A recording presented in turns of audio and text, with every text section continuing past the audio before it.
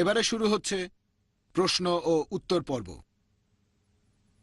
আজকের অনুষ্ঠানে আমাদের হাতে সময় সীমিত, আর এই সময়টাকে যাতে আমরা ভালোভাবে কাজে লাগাতে পারি, সুষ্ঠুভাবে কাজে লাগাতে পারি, সেজন্য এই প্রশ্নোত্তর পর্বে আমরা বেশ কিছু নিয়ম মেনে চলব। আপনাদের সামনে 3টা মাইক আছে। স্টেজের সামনে পুরুষদের জন্য একটা আমার ডানে আর একটা বামে, অন্য মাইকটা মহিলাদের জন্য রয়েছে লেডিস সেকশনের ঠিক সামনে। আর আপনারা চিরকুটেও প্রশ্ন করতে পারেন, স্লিপে প্রশ্ন করতে পারেন। আপনারা ডক্টর নায়েককে প্রশ্ন করতে চাইলে যে কোনো একটা মাইকের পেছনে দাঁড়ান, আর আপনার হাতে মাইক দেয়া হলে তখনই শুধু প্রশ্ন করবেন, অন্য সময় না। আর আপনাদের প্রশ্নের টপিক হবে হিন্দুইজম ও ইসলামের মধ্যে সাদৃশ্য। টপিকের বাইরে থেকে অন্য কোনো প্রশ্ন করা হলে সেটার উত্তর দেয়া হবে না। দয়া করে আপনাদের প্রশ্ন সংক্ষিপ্ত ও যথাযথ করবেন। একবারে আপনারা কেবলমাত্র একটা প্রশ্ন করবেন। দ্বিতীয় প্রশ্ন করতে চাইলে আবার লাইনের পেছনে গিয়ে দাঁড়াবেন, তারপর সুযোগ পেলে প্রশ্ন করবেন, যদিও আমার মনে হয় সেই সম্ভাবনা খুবই কম। আর প্রত্যেক মাইক থেকে একটা প্রশ্ন চলতে থাকবে ঘড়ির কাঁটার মতো। প্রথম প্রশ্ন মহিলাদের মধ্য থেকে, পরের প্রশ্ন আমার ডান দিকের মাইকে, তারপর বাম দিকের মাইক থেকে প্রশ্ন, এরপরে হবে চিরকুট থেকে প্রশ্ন, তারপর এভাবে প্রশ্ন করা চলতে থাকবে। আপনারা চিরকুটে প্রশ্ন করতে চাইলে ভলান্টিয়ারদের কাছে কাগজ কলম পাবেন। প্রশ্নগুলো আপনারা ভলান্টিয়ারদের কাছে দিলে ওনারা সেগুলো আমার কাছে স্টেজ ডিরেক্টরের মাধ্যমে পৌঁছে দিতে পারবেন। আমাদের আজকের এই অনুষ্ঠানের সময়টা যেন অপ্রাসঙ্গিক বিষয়ে নষ্ট না হয়ে শিক্ষামূলক আর আকর্ষণীয় হয়, সেজন্য প্রশ্নের ব্যাপারে আমার সিদ্ধান্তই চূড়ান্ত বলে ধরা হবে। আর এখানে আমাকে সাহায্য করছেন ডিরেক্টর অফ স্টেজ ম্যানেজমেন্ট এবং একজন পুলিশ অফিসার, যাকে নিয়োগ করেছেন ডিসিপি হিমাংশু রায়। প্রশ্ন করার আগে আপনার নাম ও পেশা বলে নেবেন, যাতে বক্তা আপনাকে উপযুক্ত উত্তর দিতে পারেন। তাহলে প্রথম প্রশ্ন মহিলাদের মধ্য থেকে। আমি মিসেস রাংওয়ালা।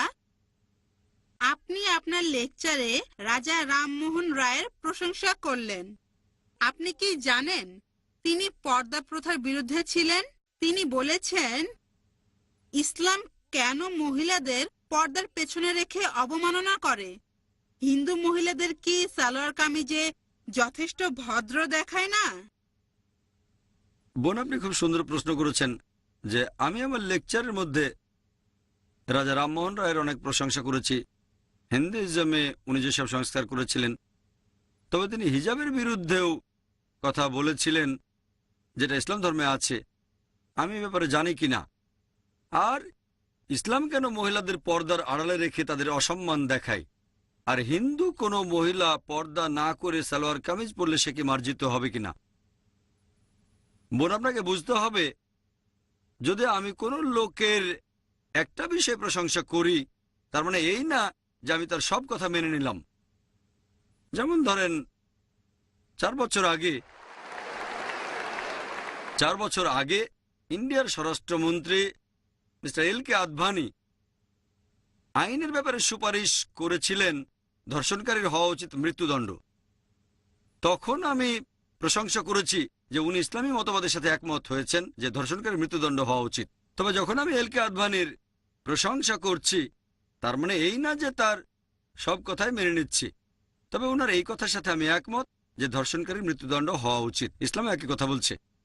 একইভাবে রাজা রামমোহন রায়, আমি তার প্রশংসা করি, তিনি একজন মহান সংস্কারক, তাকে শ্রদ্ধা করি। তবে এটাও জানি তিনি হিজাবের বিরুদ্ধে ছিলেন, ইসলাম ধর্মের যে নিয়মটা আছে। এখন আপনারা দেখবেন যে শালীনতা বা মার্জিত বলতে যেটা বোঝায় সেটা এক এক জায়গায় এক এক রকম হয়ে থাকে।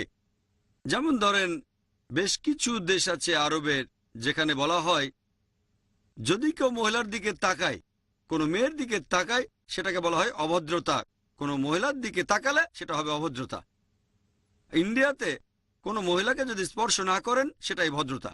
সেজন্য যখন পুরুষ মহিলা একে অন্যকে অভিবাদন জানায় তারা হাত জোড় করে, কেউ কাউকে স্পর্শ করে না। যদি কোনো মহিলাকে স্পর্শ না করেন তাহলে আপনি ভদ্র। বেশ কিছু পশ্চিমা দেশে হ্যান্ডশেক করাটা হচ্ছে ভদ্রতা। একজন পুরুষ কোনো মহিলার সাথে হ্যান্ডশেক করলে সেটা ভদ্রতা। যদি হ্যান্ডশেক না করেন তাহলে ধরে নেওয়া হবে আপনি বন্ধুভাবাপন্ন নন। আরও কিছু পশ্চিমা দেশে মহিলাদের চুমু দেওয়াটা ভদ্রতা, যদি চুমু না দেন সেটা অভদ্রতা। কিছু পশ্চিমা দেশে একজন পুরুষ আর একজন মহিলা যা খুশি করতে পারে, যদি স্বেচ্ছায় করে থাকে তাহলে সেটা হচ্ছে ভদ্রতা। এক এক জায়গায় মানুষের ভদ্রতার লেভেলটা এক এক রকম হয়ে থাকে। যেমন ধরেন, আমেরিকায় কোনো মহিলা যদি পরে মিনিস্কার্ট অথবা শর্টস, সেটাকে বলা হবে ভদ্রতা। কিন্তু একই মহিলা যদি ইন্ডিয়ায় এসে মিনিস্কার্ট আর শর্টস পরে, আমরা তাকে বলবো অভদ্র। একবার আমেরিকা লেকচার দিচ্ছি, একজন আমেরিকান আমাকে বলল, ভাই জাকির, আপনাদের ইন্ডিয়ার মহিলারা খুবই অভদ্র। অবাক হলাম, আমি একমত হলাম না। সে বলল, অবশ্যই ইন্ডিয়ান মহিলারা যখন শাড়ি পরে তাদের পেট দেখা যায়। আমেরিকানদের দৃষ্টিভঙ্গিতে মহিলাদের পেট দেখানো অভদ্রতা। তাহলে পরিবেশ পরিস্থিতির উপর নির্ভর করে ভদ্রতা লেভেলটা বদলে যায়। আসুন এবার আমরা দেখি সর্বশক্তিমান ঈশ্বর আল্লাহ সুবহানাহু ওয়া তাআলা এই ভদ্রতা সম্পর্কে কি বলেছেন। আল্লাহ পবিত্র কোরআনে বলেছেন, সূরা নূর অধ্যায় নম্বর 24 আয়াত 30, মুমিন পুরুষদের বলো দৃষ্টি সংযত রাখতে, লজ্জাস্থানের হেফাজত করতে। আল্লাহ প্রথমে পুরুষদের শালীনতার কথা বলেছেন, তারপর মহিলাদের। একজন পুরুষ কোনো মহিলার দিকে তাকালে যদি মনে কোনো বাজে চিন্তা আসে, সে দৃষ্টি নিচু করবে। একবার একজন মুসলিম অনেকক্ষণ একটা মেয়ের দিকে তাকিয়েছিল। আমি বললাম, ভাই তুমি কি করছো? কোন মেয়ের দিকে এভাবে তাকানো হচ্ছে হারাম। সে আমাকে বলল, আমাদের নবীজি বলেছেন প্রথমবার অনুমতি আছে, দ্বিতীয়বার তাকানো যাবে না। আমি অর্ধেক তাকানো এখনো শেষ করতে পারিনি।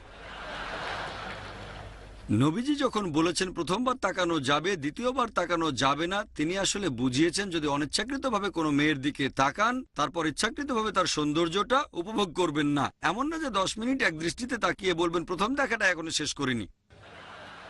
পরে একটা মহিলাদের হিজাবের কথা বলছে। আল্লাহ পবিত্র কোরআনে বলছেন, সূরা নূর অধ্যায় 24 আয়াত 31, মুমিন নারীদেরকে বলো তারা দৃষ্টি সংযত রাখবে, লজ্জাস্থানে হেফাজত করবে, আর যেটা সাধারণত প্রকাশ থাকে সেটা ব্যতীত সৌন্দর্য প্রকাশ করবে না, আর মাথার কাপড় দিয়ে গ্রীবা ও বক্ষদেশ আবৃত করে। এটা করা লাগবে না বাবা, স্বামী, ছেলের সামনে। তারপর মাহরামদের এক তালিকা যাদের সে বিয়ে করতে পারবে না। হিজাব পালনের শর্তগুলো কোরআন এবং সহিহ হাদিসে বলা হয়েছে, মোট 6টা শর্ত। প্রথমটা হিজাবের সীমা। পুরুষের হিজাবের সীমা নাভি থেকে হাঁটু নিচ পর্যন্ত। মহিলাদের সারা শরীর ঢাকা থাকবে, শুধু যে অংশটা দেখানো যেতে পারে মুখ আর কবজি পর্যন্ত হাত। বাকি 5টা শর্ত পুরুষ মহিলাদের জন্য একই। দ্বিতীয় শর্ত হচ্ছে যে পোশাকটা পরবে সেটা স্বচ্ছ হবে না, যেন ভেতর থেকে দেখা না যায়। তৃতীয় শর্ত, পোশাকটা এমন আটোসাটো হবে না যেন কাঠামো বোঝা যায় শরীরের। চতুর্থ, পোশাকটা খুব আকর্ষণীয় হবে না যাতে বিপরীত লিঙ্গ আকৃষ্ট হয়। পঞ্চম, সেটা বিপরীত লিঙ্গের পোশাকের মতো হবে না।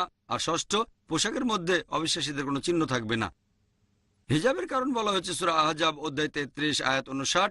সেখানে আল্লাহ বলেছেন যে, হে নবী, তোমার স্ত্রীগণকে বলো, তোমার কন্যাদের ও মুমিন নারীদেরকে বলো, যখন বাড়ির বাইরে যাবে তারা যেন চাদর পরে, এতে করে তাদের চেনা যাবে, ফলে তাদেরকে উত্ত্যক্ত করা হবে না। মনে করেন দুজন যমজ বোন, তারা খুবই সুন্দরী, দুজন একই রকম সুন্দর। ধরেন তারা বোম্বের রাস্তায় হেঁটে বেড়াচ্ছে, মনে করেন পেডার রোডে। যমজ বোনদের একজন পরেছে পশ্চিমা পোশাক, মিনিস্কার্ট আর শর্টস, আর অন্য বোন পরেছে ইসলামিক হিজাব, পুরো শরীর ঢাকা, শুধু মুখমণ্ডল আর হাতের কবজি পর্যন্ত খোলা। মনে করেন তারা পেডার রোডে হেঁটে বেড়াচ্ছে, আর রাস্তায় কোনো একজন মাস্তান একটা বখাটে শিকারের অপেক্ষায় আছে, মেয়েদের উত্ত্যক্ত করবে। আমি আপনাদের প্রশ্ন করি, কোন মেয়েটাকে উত্ত্যক্ত করা হবে? মিনিস্কার্ট আর শর্টস পরা মেয়েটাকে উত্ত্যক্ত করবে, নাকি সেই মেয়েটাকে উত্ত্যক্ত করবে যে ইসলামিক হিজাব পরেছে? উত্ত্যক্ত করবে সেই মেয়েটাকে যে পশ্চিমা পোশাক পরে আছে। আসুন এবারে দেখি হিন্দু ধর্মগ্রন্থগুলোতে ভদ্রতা সম্পর্কে কি বলা হয়েছে। ঋগ্বেদে উল্লেখ করা হয়েছে গ্রন্থ নম্বর 8 অনুচ্ছেদ 33 পরিচ্ছেদ 19, বলা হয়েছে যে ব্রহ্মা যখন তোমাকে মেয়ে বানিয়েছেন, ব্রহ্মা যখন তোমাকে নারী বানিয়েছেন, তোমরা দৃষ্টি নিচু করবে আর চোখ তুলবে না, দুই পা একসাথে রাখবে, তোমরা সেটা প্রকাশ করবে না যেটা পোশাক আর পর্দা গোপন করে রাখে। তাহলে ঋগ্বেদ বলছে মহিলাদের পর্দা করা উচিত, তারা দৃষ্টি নিচু রাখবে আর চোখ তুলবে না। ঋগ্বেদ আরো উল্লেখ করা হয়েছে গ্রন্থ নম্বর 10 অনুচ্ছেদ 85 পরিচ্ছেদ 30, সেই লোককে কেউ পছন্দ করে না যে তার স্ত্রীর পোশাক দিয়ে নিজের উরু ঢেকে রাখে। তাহলে ঋগ্বেদ বলছে যে বিপরীত লিঙ্গের মানুষের পোশাক পরা এটা নিষিদ্ধ। এছাড়া উল্লেখ করা হয়েছে মহাবীর চরিত্রে অধ্যায় নম্বর 2 পৃষ্ঠা নম্বর 71 যে রাম বলছেন যখন পরশুরাম আসলেন, রাম তার স্ত্রী সীতাকে বললেন যে উনি আমাদের গুরুজন, তোমার দৃষ্টি নিচু করো আর পর্দা দিয়ে ঢাকো। রাম তার স্ত্রী সীতাকে বলছেন পর্দা দিয়ে ঢাকো আর দৃষ্টি নিচু করে রাখো। যদি ইতিহাসের বই পড়েন সে বইগুলোতে প্রাচীন আমলের কথা আছে, গুপ্ত সাম্রাজ্যের আমল আর তার পরবর্তী সময়। সে সময়ে মুদ্রায় মহিলাদের ছবি, পর্দা দিয়ে ঢাকা ইন্ডিয়ান মহিলা, ঘোমটা দিয়ে আছে কাঁধ পর্যন্ত, অনেকের হাত পর্যন্ত ঢাকা। অনেক ইন্ডিয়ান মহিলা যদি কখনো গ্রামে যান, মহিলারা পর্দা মানে তারা মাথা ঢেকে রাখে, অনেক মহিলা মুখও ঢেকে রাখে। তাহলে যদি ভালো করে দেখেন, এমনকি হিন্দু ধর্মগ্রন্থ বলছে মহিলাদের পর্দা মানা উচিত, মহিলার দৃষ্টি নিচু করবে। এমনও হতে পারে যে রাজা রামমোহন রায় এই অনুচ্ছেদগুলো পড়েননি। আল্লাহ চাইলে যদি রাজা রামমোহন রায় এই অনুচ্ছেদগুলো পড়তেন, তিনিও বলতেন যে মহিলাদের পর্দা মানা উচিত। 4 বছর আগে আমি স্বরাষ্ট্রমন্ত্রী এল.কে আদভানির প্রশংসা করেছিলাম, তিনি বলেছিলেন ধর্ষণকারীর মৃত্যুদণ্ড হওয়া উচিত। হয়তো পরবর্তী স্বরাষ্ট্রমন্ত্রী তিনি বলবেন যে ইন্ডিয়ার মহিলাদের পর্দা মেনে চলা উচিত। হ্যাঁ ভাই, প্রথমে আপনার নাম আর পেশা বলেন। আসসালামু আলাইকুম, আমার নাম আফরোজ ওয়াসায়া, আমি একটা প্রাইভেট লিমিটেড কোম্পানির ম্যানেজার। আমি একটা প্রশ্ন করতে চাই। সব ধর্মই মানে যে সর্বশক্তিমান ঈশ্বর সবকিছুই করতে পারেন, তাহলে তিনি মানুষ হতে পারবেন না কেন? ভাই প্রশ্ন করলেন যে সব ধর্মই বিশ্বাস করে ঈশ্বর সবকিছু করতে পারেন, তাহলে তিনি কেন মানুষ হতে পারবেন না? বেশিরভাগ ধর্মই ইসলাম বাদে একটা ফিলোসফিতে বিশ্বাস করে যেটার নাম অ্যানথ্রোপোমরফিজম, যেটা সর্বশক্তিমান ঈশ্বর মানুষের রূপ ধারণ করেন। তারা এরকম মতবাদে বিশ্বাস করেন যে মহান ঈশ্বর তিনি এত পবিত্র যে মানুষের সীমাবদ্ধতা সম্পর্কে জানেন না, ব্যথা পেলে মানুষের কেমন লাগে, সমস্যা পেলে কেমন লাগে তিনি জানেন না, ইত্যাদি সমস্যা। সেজন্য সর্বশক্তিমান ঈশ্বর পৃথিবীতে নেমে আসেন মানুষের রূপ নিয়ে, যাতে মানুষের জন্য আইন বানাতে পারেন। হঠাৎ করে শুনলে মনে হবে যুক্তিটা তো বেশ ভালোই, তবে আমি তাদেরকে বলি যে ধরেন আমি একটা ভিসিআর তৈরি করলাম, আমাকে কি ভিসিআর হতে হবে এটা জানতে যে ভিসিআর এর জন্য কোনটা ভালো কোনটা খারাপ? আমি তৈরি করেছি, আমাকে ভিসিআর হতে হবে না। আমি লিখবো ইনস্ট্রাকশন ম্যানুয়াল। যদি এই ভিসিআরটা চালাতে চান video cassette recorder, video cassette রেখে প্লে বাটনে চাপ দেন। যদি ফাস্ট ফরওয়ার্ড চালাতে চান এফএফ বাটনে চাপ দেন। বন্ধ করতে চাইলে স্টপ বাটনে চাপ দেন। উপর থেকে ফেলবেন না, নষ্ট হয়ে যাবে। পানিতে ফেলবেন না, তাহলে নষ্ট হয়ে যাবে। আমি লিখবো ইনস্ট্রাকশন ম্যানুয়াল। একইভাবে সর্বশক্তিমান ঈশ্বর, যেহেতু তিনি মানুষের সৃষ্টিকর্তা, সেজন্য তাকে মানুষ হতে হবে না এটা জানতে যে মানুষের জন্য কোনটা ভালো কোনটা খারাপ। তিনি কি করবেন? একজন মানুষকে মনোনীত করবেন আর আসমানি কিতাব পাঠাবেন। মানুষের জন্য সর্বশেষ ও চূড়ান্ত আসমানি কিতাব পবিত্র কোরআন, আদেশ আর নিষেধ। যদি তর্কের খাতিরে আপনার কথাটা মেনেও নেই যে সর্বশক্তিমান ঈশ্বর সবকিছু করতে পারেন, তাহলে কেন মানুষ হতে পারবেন না? যদি তর্কের খাতিরে আপনার কথাটা মেনে নেই সর্বশক্তিমান ঈশ্বর সবকিছু করতে পারেন, তাহলে তিনি মানুষও হতে পারেন। যদি ঈশ্বর মানুষের রূপ নেন, তিনি আর ঈশ্বর থাকবেন না, কারণ ঈশ্বর আর মানুষের বৈশিষ্ট্য পুরোপুরি আলাদা। সর্বশক্তিমান ঈশ্বর তিনি হচ্ছেন অমর, অন্যদিকে মানুষ মরণশীল। এমন কাউকে পাবেন না যে একই সাথে অমর আর মরণশীল। ঈশ্বর তার কোনো শুরু নেই, অন্যদিকে মানুষের শুরু আছে। এমন কাউকে পাবেন না একই সাথে যার শুরু নেই আবার শুরু আছে। সর্বশক্তিমান ঈশ্বরের কোনো শেষ নেই, অন্যদিকে মানুষের শেষ আছে। এমন কাউকে পাবেন না যার একই সাথে কোনো শেষ নেই আবার শেষ আছে। এটা অর্থহীন। তাহলে হয় পাবেন ঈশ্বর, নয়তো পাবেন মানুষ। ঈশ্বর মানব পাবেন না, এটাও অর্থহীন। মানুষরা আমাদের খাওয়ার প্রয়োজন হয়, সর্বশক্তিমান ঈশ্বরের খাওয়ার প্রয়োজন হয় না। আল্লাহ পবিত্র কোরআনে বলেছেন সূরা আনাম অধ্যায় 6 আয়াত 14, আল্লাহ তাআলা সবাইকে খাবার দান করেন কিন্তু তার খাওয়ার প্রয়োজন হয় না। মানুষের বিশ্রাম ঘুমের প্রয়োজন হয়, সর্বশক্তিমান ঈশ্বরের বিশ্রামের প্রয়োজন নেই। যদি আমি তর্কের খাতিরে আপনার কথাটা মেনে নিই যে সর্বশক্তিমান ঈশ্বর সবকিছু করতে পারেন, তাহলে সেই যুক্তিতে সর্বশক্তিমান ঈশ্বর মিথ্যাও বলতে পারেন, কিন্তু মিথ্যে বলা তো ঈশ্বরের কাজ না। যখনই মিথ্যে বলবেন তিনি আর ঈশ্বর থাকবেন না। যদি আপনার কথা মেনে নিয়ে ঈশ্বর সবকিছু করতে পারেন, তাহলে ঈশ্বর তিনি অবিচারও করতে পারেন। তবে যখনই ঈশ্বর অবিচার করবেন তিনি আর ঈশ্বর থাকবেন না। আল্লাহ পবিত্র কোরআনে বলেছেন সূরা নিসা অধ্যায় নম্বর 4 আয়াত 40, আল্লাহ কারোর সাথে অনুপরিমাণও জুলুম করেন না। সর্বশক্তিমান ঈশ্বর চাইলে ভুলে যেতে পারেন, তবে ভুলে যাওয়া ঈশ্বরের কাজ না। আল্লাহ বলেছেন সূরা তাহা অধ্যায় 20 আয়াত 52 যে আল্লাহ তাআলা কখনো বিস্মৃত হন না। যখন ঈশ্বর ভুলে যাবেন তিনি আর ঈশ্বর থাকবেন না। ঈশ্বর চাইলেই ভুল করতে পারেন, তবে ভুল করাটা ঈশ্বরের কাজ না।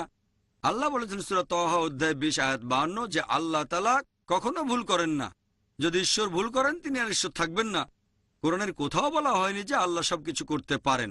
আল্লাহ পবিত্র কোরআনে বলেছেন সূরা ফাতির অধ্যায় 35 আয়াত 1 যে ইন্নাল্লাহা লাকুল্লি শাইইন কাদির, নিশ্চয়ই আল্লাহ সবকিছুর উপরে কর্তৃত্বময়। এ কথাটা অনেক জায়গায় আছে।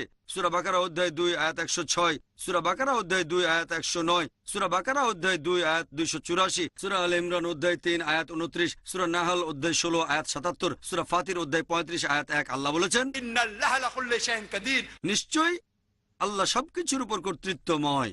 আল্লাহ বলেছেন সূরা বুরুজ অধ্যায় 85 আয়াত 16 যে আল্লাহ তিনি যা ইচ্ছা তাই করতে পারেন, তিনি যা ইচ্ছা করেন তাই করতে পারেন। তবে আল্লাহ সুবহানাহু ওয়া তাআলা কখনো মিথ্যে বলতে চাইবেন না, কখনো ভুল করতে চাইবেন না, তিনি কখনো মানুষের রূপ ধারণ করতে চাইবেন না। তিনি শুধু সেগুলোই করতে চাইবেন যেগুলো আল্লাহর কাজ। আশা করি উত্তরটা পেয়ে। হ্যাঁ বোন। আমার নাম সায়রা, আমি একজন টিচার। আপনার লেকচারে আপনি ইসলামের স্তম্ভের কথা বললেন, তার মানে ঈমান আনা ইত্যাদি, আর হিন্দু ধর্মগ্রন্থের সাথে সাদৃশ্যের কথা বললেন। হিন্দুইজমে কি ইসলামের এই 5টা স্তম্ভ সম্পর্কে কিছু বলা হয়েছে? বোন, আপনি প্রশ্ন করলেন, আমি ঈমানের স্তম্ভের কথা বলেছি আমার লেকচারে, হিন্দু ধর্মগ্রন্থের সাথে সেগুলো তুলনা করেছি। এখন ইসলামের স্তম্ভ আর হিন্দু ধর্মগ্রন্থের মধ্যে কোনো সাদৃশ্য আছে কিনা? হ্যাঁ বোন, সময় কম বলে সাদৃশ্যের কথাগুলো সব বলতে পারিনি, এটা নিয়ে সারাদিন কথা বলা যায়। ইসলাম ধর্মের স্তম্ভগুলোর ব্যাপারে যদি বলতে হয়, এটা আছে সহিহ বুখারীতে খণ্ড নম্বর 1 বুক অব ঈমান হাদিস নম্বর 8। আমাদের নবীজি মুহাম্মদ সাল্লাল্লাহু আলাইহি ওয়াসাল্লাম বলেছেন ইসলামের ভিত্তি হচ্ছে 5টা মূলনীতি, 5টা স্তম্ভ। প্রথমটা হচ্ছে কালেমা লা ইলাহা ইল্লাল্লাহ মুহাম্মাদুর রাসূলুল্লাহ, আল্লাহ ব্যতীত কোনো উপাস্য নেই আর মুহাম্মদ সাল্লাল্লাহু আলাইহি ওয়াসাল্লাম আল্লাহর প্রেরিত রাসূল। দ্বিতীয় হচ্ছে নামাজ আদায় করা। তৃতীয় হচ্ছে যাকাত দেওয়া। চতুর্থ হচ্ছে সাওম, রমজান মাসে রোজা রাখা। আর পঞ্চম জীবনে অন্তত একবার হজ পালনের জন্য মক্কা যাওয়া। এই হলো ইসলামের 5টা স্তম্ভ। প্রথমটা হচ্ছে এক আল্লাহ এবং তার রাসূল মুহাম্মদ সাল্লাল্লাহু আলাইহি ওয়াসাল্লামকে বিশ্বাস করা। এ সম্পর্কে আগেই বলেছি। এরপর ইসলামের দ্বিতীয় স্তম্ভ নামাজ। ইসলাম ধর্মের নামাজের সবচেয়ে গুরুত্বপূর্ণ অংশ হচ্ছে সেজদা করা। আল্লাহ পবিত্র কোরআনে বলেছেন সূরা আলে ইমরান অধ্যায় 3 আয়াত 43, ইয়া মারইয়াম মুকনুতি লিরাব্বিকি ফাসজুদি, হে মরিয়ম তোমার প্রতিপালকের প্রতি অনুগত হও, যারা সেজদা দেয় তাদের সাথে সেজদা করো। আল্লাহ পবিত্র কোরআনে বলেছেন সূরা হজ অধ্যায় নম্বর 22 আয়াত 77, ইয়া আইয়ুহাল্লাযীনা আমানু, হে মুমিনগণ তোমরা রুকু করো এবং সিজদা করো যারা সিজদা করে তাদের সাথে। তাহলে প্রধান অংশ হচ্ছে সিজদা করা। হিন্দুইজমে বিভিন্ন ধরনের উপাসনা আছে। এরকম একটা উপাসনা যেটাকে বলা হয় ষষ্ঠাঙ্গ। ষষ্ঠাঙ্গের স মানে সাথে, অষ্ট মানে 8, অঙ্গ মানে শরীরের অংশ। ষষ্ঠাঙ্গ মানে শরীরের 8টা আলাদা অংশ। তার মানে উপাসনার সময় শরীরের 8টা অংশ স্পর্শ করতে হবে। যদি ভালো করে দেখেন, হিন্দুদের এই ষষ্ঠাঙ্গের সেরা উপায়টা সেটা আমাদের নামাজের সিজদার মতোই। শরীরের 8টা অংশ স্পর্শ করি, প্রথমে কপাল, তারপর নাক, তারপর 2 হাত, 2 হাঁটু আর 2টো পা। ইসলামের তৃতীয় স্তম্ভ হচ্ছে যাকাত, দান করা। প্রতি হিজরি বছরে অতিরিক্ত সম্পদের 2.5% দান করতে হবে। যাকাতের কথা কোরআনেও বলা হয়েছে সূরা আল হাশর অধ্যায় নম্বর 59 আয়াত 7, জাকাতের বিধান দেওয়া হয়েছে যাতে করে সম্পদ শুধু বিত্তশালীদের মধ্যে আবর্তন না করে। একই রকম কথা বলা হয়েছে ঋগ্বেদে গ্রন্থ নাম্বার 10 অনুচ্ছেদ 117 পরিচ্ছেদ 5 যে গরিব লোকদের দান করো। তুমি এটা জানো না, আজকে তুমি হয়তো বড় লোক, আগামীকালই গরিব হয়ে যেতে পারো, আর ধন সম্পদ ঘুরতে থাকে রথের চাকার মতো। ইসলাম একই কথা বলছে। 4 নম্বর স্তম্ভ সাওম, তার মানে পুরো রমজান মাসে রোজা পালন করা, পানাহার করা থেকে বিরত থাকা সূর্যোদয় থেকে সূর্যাস্ত পর্যন্ত। হিন্দু ধর্মে অনেক ধরনের রোজা পালন আছে। এরকম একটা রোজার কথা বলা হয়েছে মনুস্মৃতিতে 6 নম্বর অধ্যায় অনুচ্ছেদ 24, সেটা 1 মাস রোজা রাখা। রোজার কথা আবারও বলা হয়েছে মনুস্মৃতিতে অধ্যায় নম্বর 4 অনুচ্ছেদ 222, এছাড়াও মনুস্মৃতি অধ্যায় 11 অনুচ্ছেদ নম্বর 204। 5ম স্তম্ভ হচ্ছে হজ। যে প্রাপ্তবয়স্ক মুসলিমের হজ করার সামর্থ্য আছে সে অন্তত একবার হজ করবে, তার মানে হজ পালন করার জন্য সে অন্তত একবার মক্কা শহরে যাবে। হিন্দুজমে অনেক ধরনের তীর্থযাত্রা আছে। একটা টাইপের কথা বলা হয়েছে ঋগ্বেদে গ্রন্থ নম্বর 3 অনুচ্ছেদ 29 পরিচ্ছেদ 4। একটা জায়গার নাম ইলাইসপাদ, একটা তীর্থ উপাসনার জায়গা যার নাম ইলাইসপাদ। ইলা মানে আল্লাহ, স্পাদ মানে জায়গা, তাহলে ইলাইসপাদ মানে আল্লাহর জায়গা। আর বলা হয়েছে এই জায়গাটা পৃথিবীর একেবারে কেন্দ্রে। আমরা জানি মক্কা রয়েছে পৃথিবীর একেবারে কেন্দ্রে। তাহলে বেদ বলছে যে তীর্থযাত্রার একটা স্থান হলো আল্লাহর জায়গা। আমরা বলি বাইতুল্লাহ, যেটা রয়েছে পৃথিবীর কেন্দ্রে। এরপর আরো দেখবেন ঋগ্বেদে গ্রন্থ নম্বর 3 অনুচ্ছেদ 29 পরিচ্ছেদ 11 নারসাংসার কথা বলা হয়েছে, মানে নবীজি মোহাম্মদ সাল্লাল্লাহু সাল্লাম। এই তীর্থযাত্রার জায়গাটা মক্কা ছাড়া আর কিছুই না। আর আপনারা যদি সংস্কৃত ডিকশনারি পড়েন সেখানে বলা হয়েছে ইলাসপাদ মানে ঈশ্বরের জায়গা, একটা তীর্থস্থান।